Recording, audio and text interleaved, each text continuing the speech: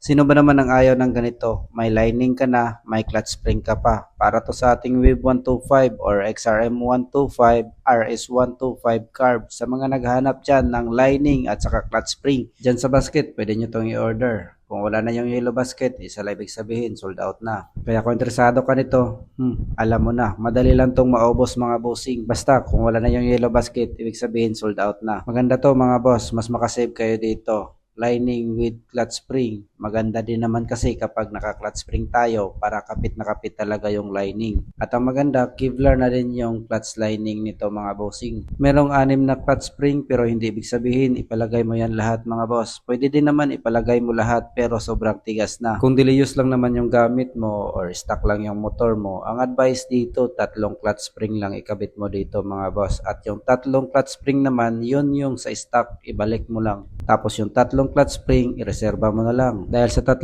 clutch spring pa lang na gagamitin mo, mararamdaman mo na yung pinagkaiba sa naka-clutch spring or sa wala.